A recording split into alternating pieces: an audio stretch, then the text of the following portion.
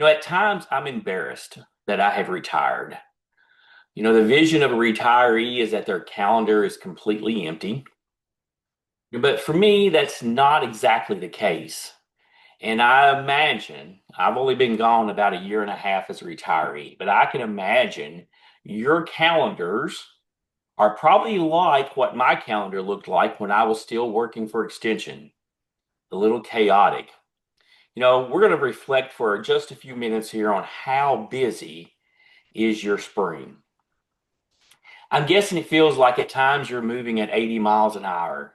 I heard an interesting story recently about driving, and it kind of resonated with me because I have a generally a lead foot and I have the paperwork to prove it. But the story was about, it's a different ride in the driver's seat at 80 miles an hour than when you're sitting in the passenger seat. When you're driving, you see the road ahead. You know when you're about to change lanes. You know when you're about to brake.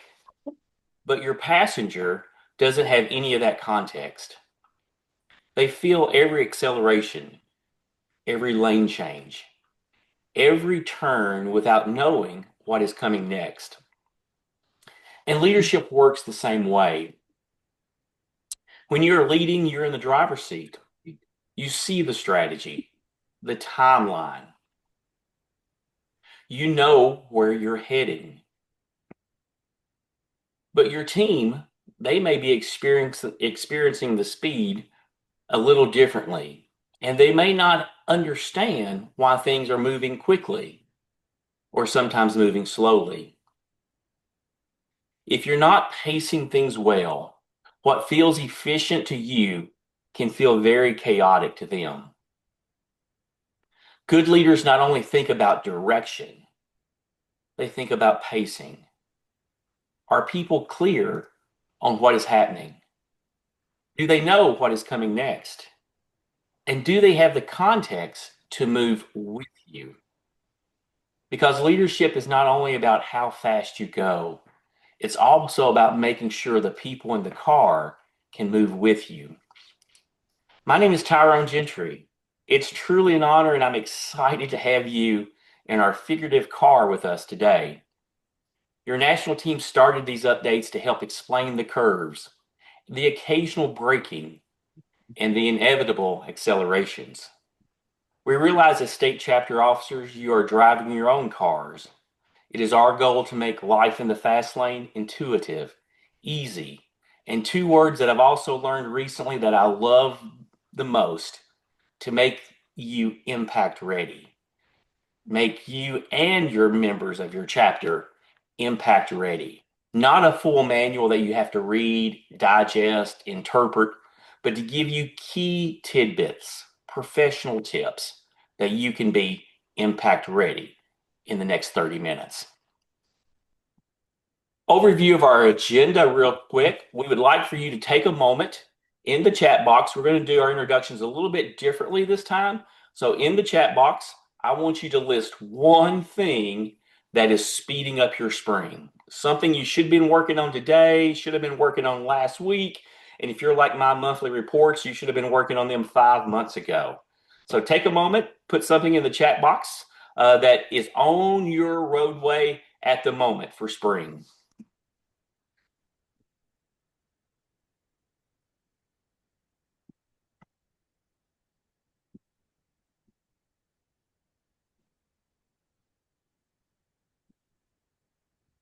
Now, I was once told if you didn't have more than one thing going on at the same time, you were not a good extension agent.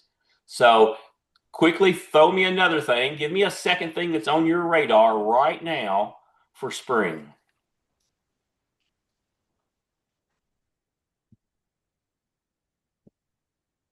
Today we hope to collectively learn ways to better utilize our committees to relieve some of that congestion. Oftentimes when we look at our calendar, it's like a roadblock. There's something that needs to get done, something new that popped up today, and it is so congested, there's not a spot to do that. Those things get taken home or they don't get done. For me, it was my reports. I was not the most timely with them. That's where I made room when I had to make room. So our goal today is to provide some tidbits all related to state chapter committees that can help free up some schedules, spread the workload around, and ways to encourage your members to become more involved in state committees. Our first thing here, we've got some trivia again. So our trivia is based on last year's annual chapter reports. Presidents are asked to list the committees that their chapters have. Having committees at the state chapter level earns you points toward the chapter of merit recognition at the national conference. This report is due May the 1st for this coming year. Last year, we had 32 chapters who completed the report. Our first question, of the chapters that have committees, what is the average number of committees in those chapters? So just thinking about, and you don't know the number yet, just thinking about the number of chapters that have committees, what's the average number of committees in a chapter? Put that guess in our chat box over there.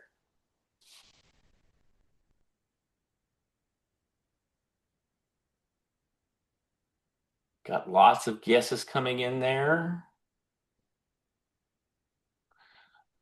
Across the national chapters of ESP, the chapters who have at least one committee have an average of 1.6 committees. So just under 2 committees per chapter. Now, we all know what averages is. That's one of the few things I remember from my college stats class. There are some that have a lot more. There are some that have a little bit less. So our next question is, what percent of state chapters have at least one committee? So put your answer there in our chat. What percent of all of the chapters have at least one committee?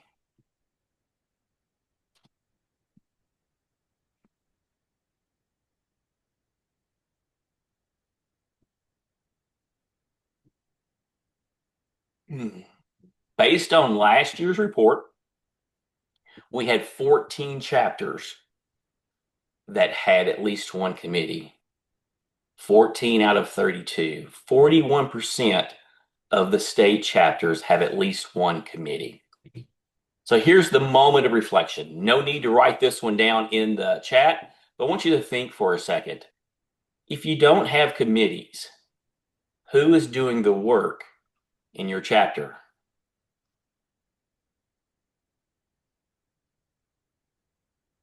And there's a couple possible answers to this. It could be an overworked officer. I remember when I was in charge of nominating, there were times we were hard pressed to get people to take a position because of that fear. They realized the work fell on the handful of people, and they didn't want a part of that leadership. Okay. The other option, the other extreme of who's doing the work, it may not be getting done. So committees as a purpose, Webster says they're a body of persons delegated to consider, investigate, take action, and report on some matter. Has anybody ever been on a committee and you ask, well, what do we do? And they really couldn't give you an idea of what you were supposed to do? Yeah.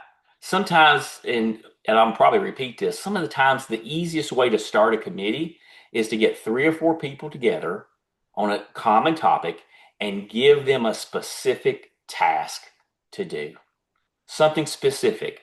And what I'd like to say is make it an easy win. Make it something that they can get complete and done in 1 to 2 meetings. Have a finished product. It gives them a feeling of success. And then you can start adding things. We're going to talk today when we get into our committee structures about some of those specific tasks that you can drop on a group of committed people. Spread that work around.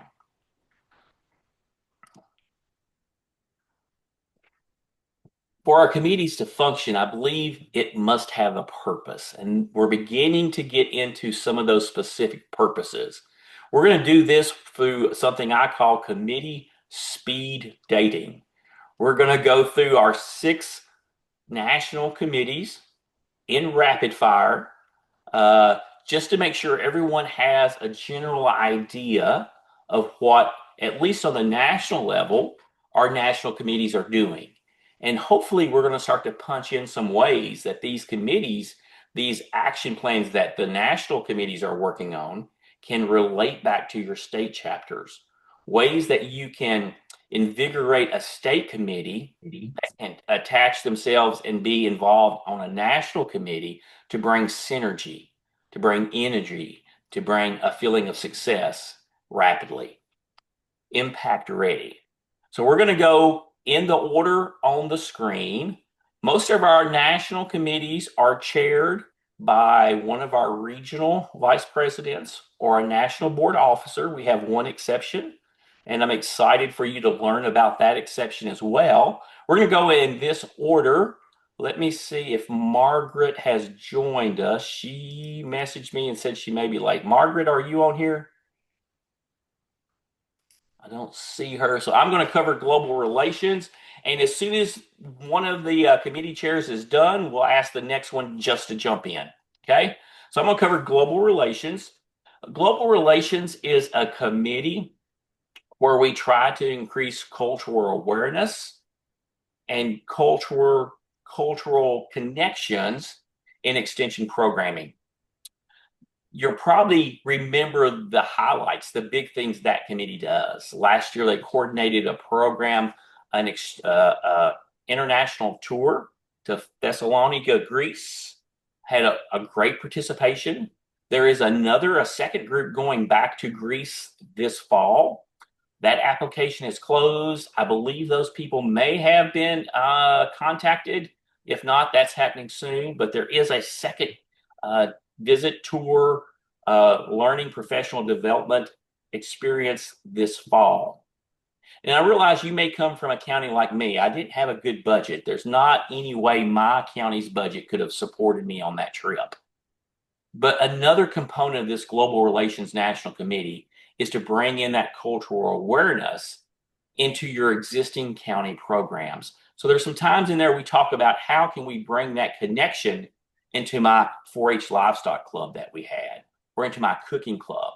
There's ways that you can increase the cultural awareness in your community with a couple easy steps.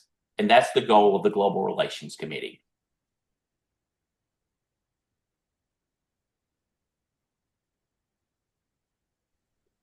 I'm Dennis Kahn. I'm Western Region Vice President and Chair of the Marketing Committee. So the Marketing Committee operates basically with three goals at the current time.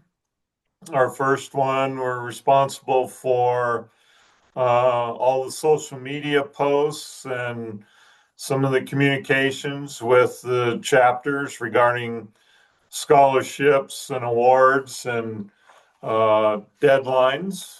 So I'm hoping you're seeing, like in the last 2 days, the series of social media posts regarding the May 1st deadlines coming up on some of those things. The next one, we're committee goal is to engage and market with ESP members, universities, and potential members. So developing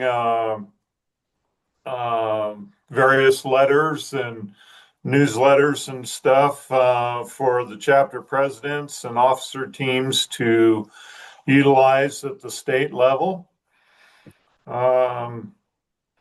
And then our third goal, with our 100th anniversary coming up next year, we've been doing some of the marketing with that, and the committee has developed a series of challenges for chapters to rally around and compete with, and we'll do a warm-up session this year. And then in 2027, we'll do those again. We'll have some recognition during the national meetings in Springfield and then in Reno. So we're looking forward to those, get more engagement with the chapters locally and build the chapter enthusiasm.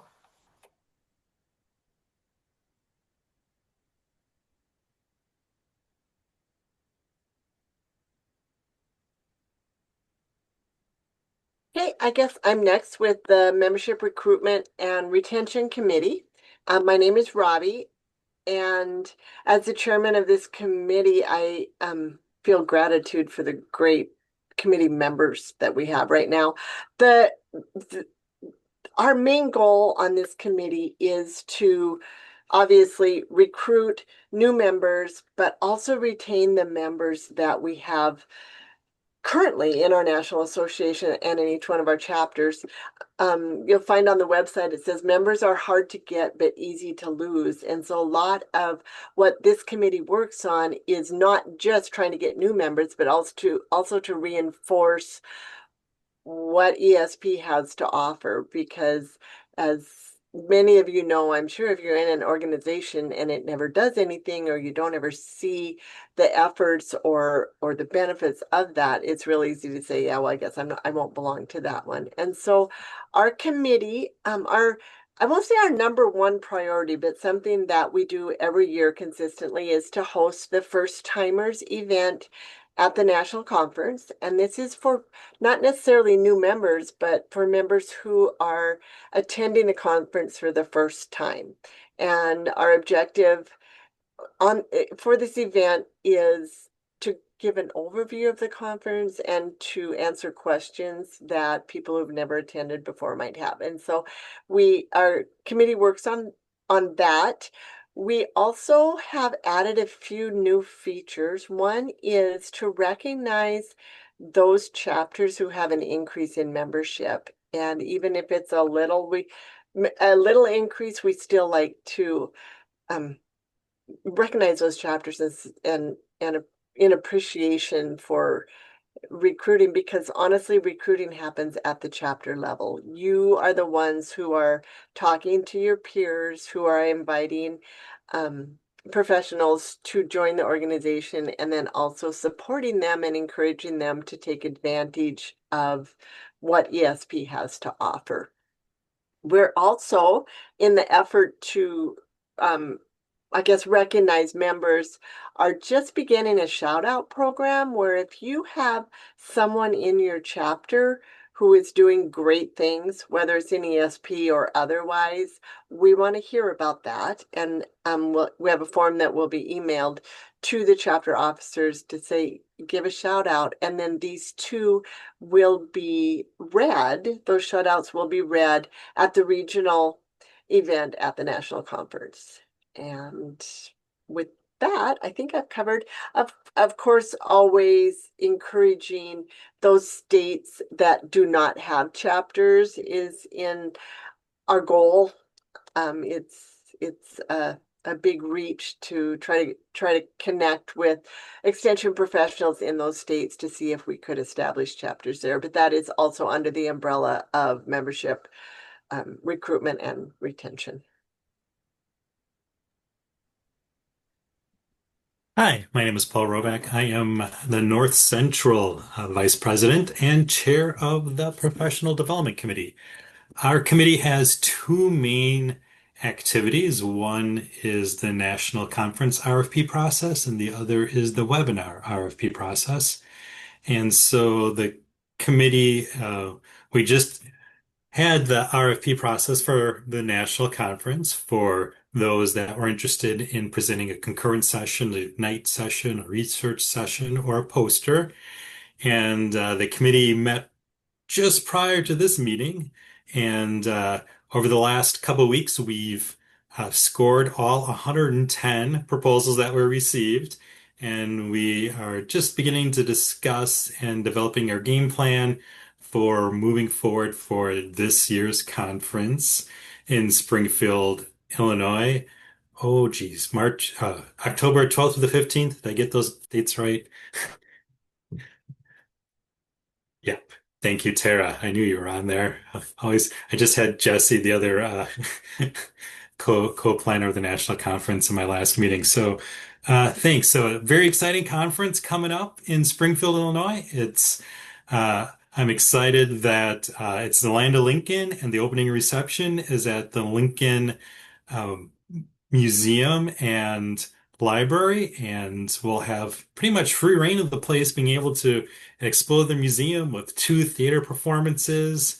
The conference will also feature Lincoln impersonator. For those that have been to conferences in the past, this opening reception is like a block, just over a block away from the hotel, so easy walking distance, and you don't have to board a bus and take an hour drive to get there. Although I did enjoy that in other conferences as well. It's also nice to have something close by.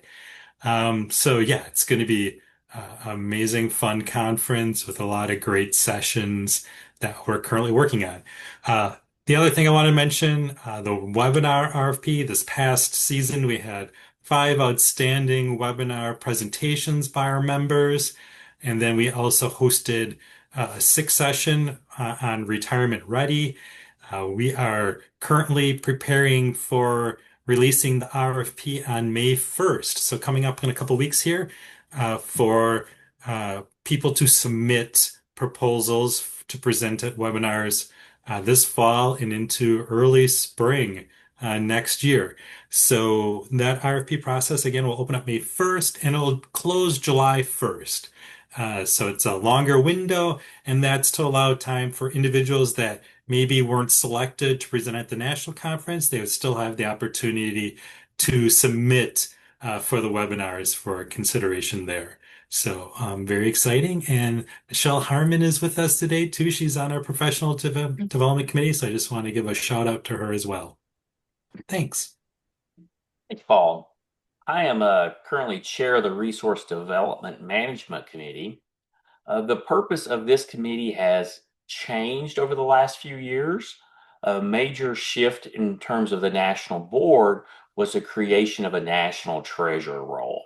And that role has assumed some of the older duties of the RDM committee. So really, if you have a prior idea of what you thought we did, it's really changed. Or the RDM committee is charged with developing and encouraging funds that we can increase our professional development offerings. National office awards about $40,000 a year back to our members. We would love to see that number increase. So the RDM committee is strategically looking at ways that we can possibly generate revenues to increase funding of professional development activities with our members. We also still retain some of the financial review process. We want to ensure transparency for the board and our members, that you feel confident in how the finances are being managed, how the investments are being sought, so that there is a confidence in our organization and our financial resources. No accounting, no business acumen required to be an RDM committee member. I think the biggest talent that will serve you best in this role would be a creative ability to look at how we do some of those funding proposal requests. If you're interested, we'd love to talk to you about those opportunities. Jenna? Yeah, thanks, Tyrone. Hi, everyone. My name is Jenna Daniel, and I'm currently serving as the Southern Region Vice President and the Chair of the Scholarship Grants and Recognition Committee. And Tyrone just talked to you about RDM and how they work to raise and continue the funding of money with ESP. And we get the honor and the opportunity to actually give away some of that money back into our membership. And so our committee works primarily to manage the process, the evaluation, and then the announcement of the scholarships, grants, and then recognition that we as the National ESP offer. And so a lot of those scholarships are for individual members that might be related to going to a certain event or conference. We offer professional development grants for chapters or individuals as they seek to better, develop themselves as a professional. We also help evaluate the Friend of Extension Award. And so it's really encouraging as a committee to be able to see the great work that is happening across the nation, to be able to encourage and lift that up, and then also contribute some finances to that work. And so that is our kind of big buckets of work that we do. And if you'd like to talk more about it, I'd be happy to do that. So thank you.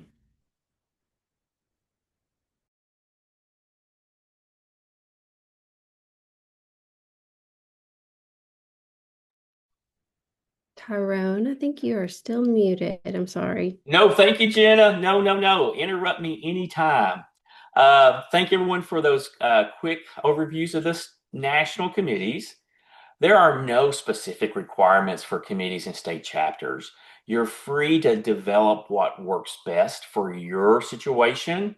We have the most resources, and the ones we're going to talk about quickly in a second, for the national committees. But there are some states that have unique committees on the state level, and I've listed those on the right and the states. Anyone on here from any of those chapters who would like to kind of give us an idea of what those committees are involved with, if it's not kind of implied by the name? You're more than welcome to unmute and give us a speed date and opportunity. I could play the Jeopardy tune, but I'm not very musical. Anyone? If you have one, we're going to send out the notes of this and all of the links. You're getting ready to see a lot of links. Don't worry about copying them. We're going to send them out to you in an email. And if you're one of those states and you want to send me a quick paragraph, we can put that in that email that goes out to everyone who registered as well. So now we're ready to start looking at some of those resources. There are lots of resources available from the national team and the national office to help states develop their committee superhighway. We would like to share some of these. As I mentioned, we're going to email out those links so you'll have them in an email. A huge depository of information is our national handbook, the first one that's listed there. There are multiple sections that deal with how our national committees are organized, their expectations, and their work plans. This is a great resource for a committee that is struggling with what their purpose is.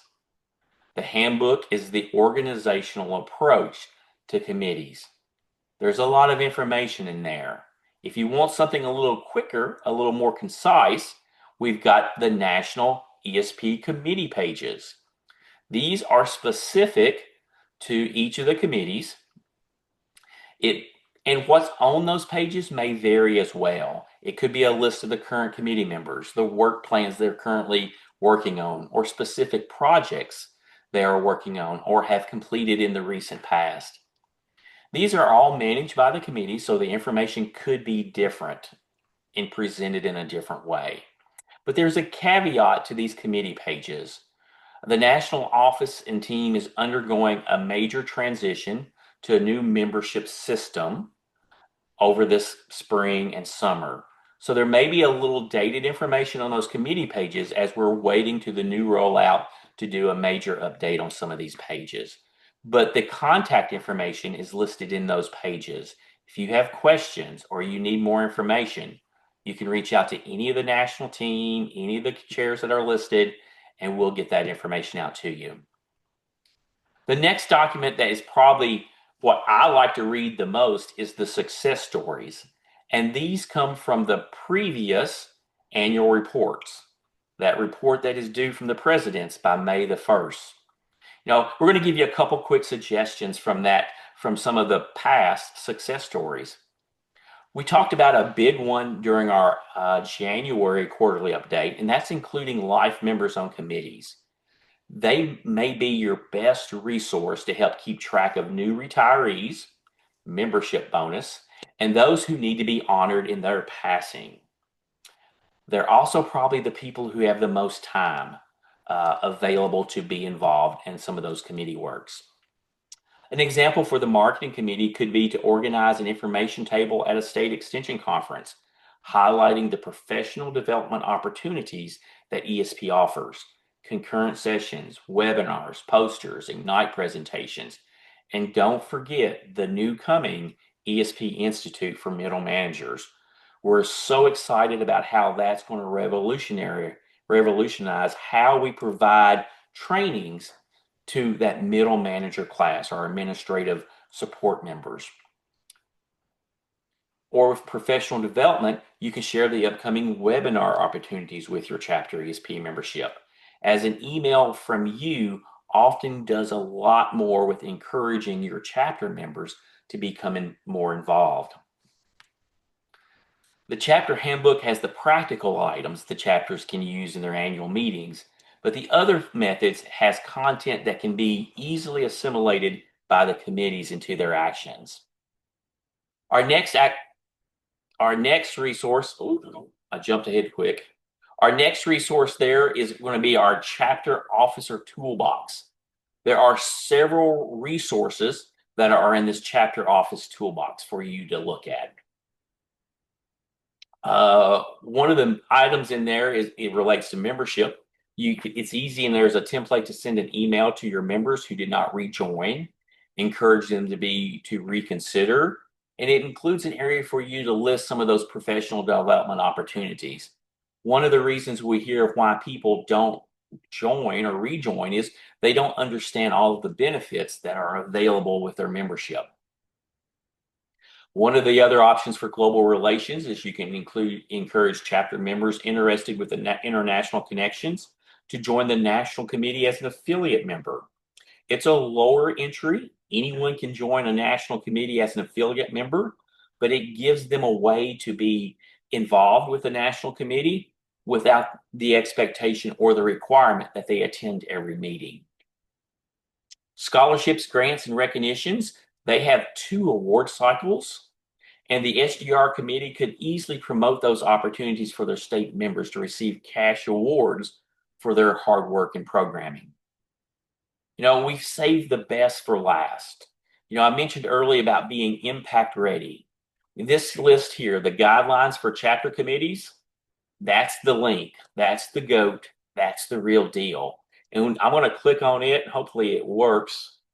There we go. For each of the national committees, there's specific action items under every one of these that you could pull a few members together, or if you have an existing committee that's not exactly sure what they're working on, you could pull them together and give them one of these items here to kind of energize them and get them targeted on something that will benefit your state chapter. Lots of ideas here for the 6 national committees, plus a few others as well, nominating, memorial. There's a lifetime member committee down there, but this is the document, the link, and I'll highlight it in the email that we're going to send you. If you have a few moments, if you're looking to start your state committees or encourage them to grow and be more active, that's the link. That impact ready link is just there for you. Just a quick reminders here, and we're going to give you an opportunity for questions. Our challenge for this quarter is engaging the inactive. If your executive board is doing 90% of the work, you're at risk of burnout. We want to challenge every chapter officer team to appoint one new person to a task force, a committee, whatever you want to call that this month. It could be a standing committee that you currently have or the one that you would like to see developed. Don't ask them to join a committee forever. Ask them to give it a year and give them a specific task that makes them impact ready. Something with an easy win for them. One of the best ways to grow a state committee is to encourage one of your members to consider applying for a national committee in that same area. We are currently accepting applications for a national committee through May the 1st. Think about someone in your state who may have an interest or in talent in one of the standing committees that we speed dated through. A quick email from you with the link to the national committee application is a great way to encourage them. Oftentimes, they just need the word of encouragement to take that step. Most of your national team, that's where we began our journey.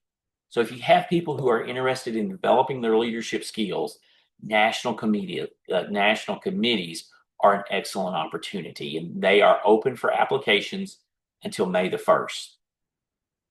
And finally, begin thinking now and make the commitment to grow your state committees. We hope to hear some examples of new things taken off your plates at our next quarterly meeting. A reminder slide that's been updated with the things that are due soon for you.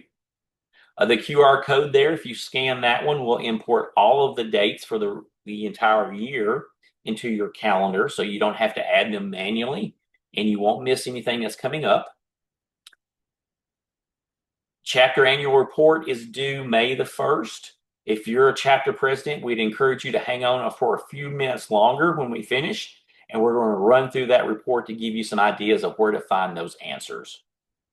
Chapter presidents, you will also get an email soon that has the link to the voting for leadership and awards. That's going to be due May the 15th traditionally. The chapter president, we know you're busy. You don't have to do that. Some states let the professional development committee review and rank those applicants. So, that's an opportunity to involve the professional development committee or people interested in professional development opportunities. Next down there, our national early bird registration is coming up on June the 1st, but we expect it to happen earlier. Okay. If you are looking at attending, possibly thinking about attending, the pro tip is get those reservations for the hotel made early. We're excited about Springfield. We're expecting to book out completely the facility that we're in. Don't be left without a room. Get that reservation in early. I keep hitting that button. Okay.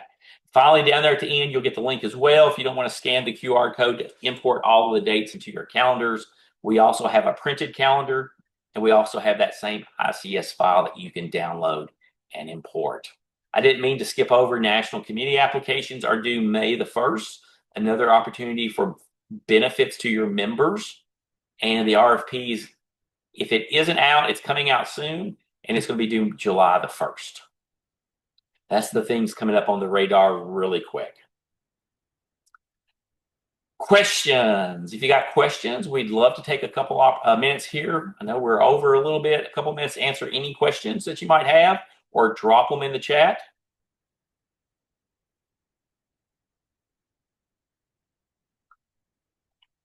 Our next quarterly Zoom will be August the 19th.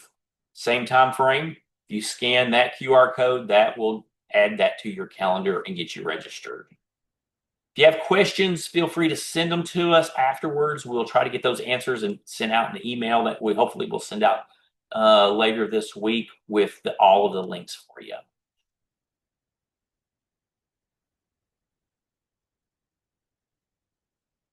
We'd like to thank you for joining us today.